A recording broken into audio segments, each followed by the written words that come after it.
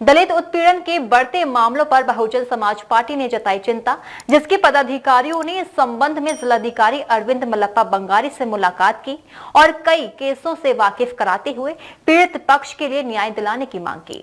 मौजूदा सरकार में दलित उत्पीड़न के मामलों में अचानक आई बढ़ोतरी से विपक्ष को बोलने का अवसर मिल गया, जिसके चलते शासन और प्रशासन गैर भाजपाई दलों की निशाने पर है। इसी क्रम में बीएसपी के नेताओं का दल डीएम अरविंद मल्लप्पा बंगारी से मिलने पहुंचा।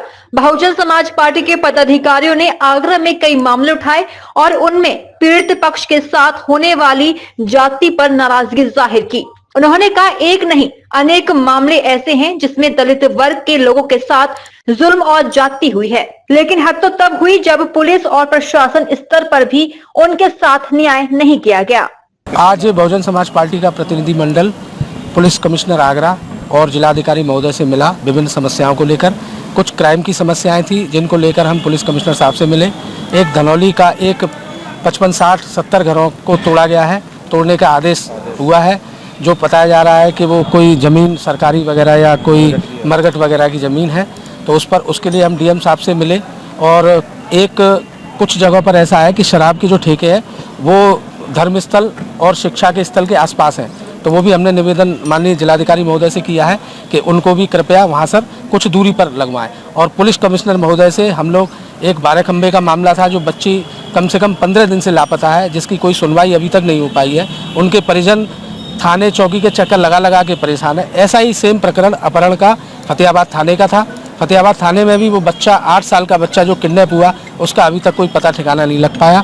सेम ऐसे ही एक प्रकरण था मारपीट का, जिसमें डॉक्टर नरेश शर्मा जो न्यूरो सर्जन है, बहुत बड़े डॉक्टर हैं, उन्होंने एक जाटव समाज के बच्चे के साथ बहुत ही बेरहमी से मारपीट करी। एक प्रकरण वो था। एक फतेहपुर सीकरी थाने का प्रकरण था, गाँव पतसाल का था, उसमें भी एक दलित के घर पर कुछ दबंगों ने घर पर घुस के मारपीट करी। इन चारों प्रकरण, इसके अलावा एक प्रकरण और था भाका।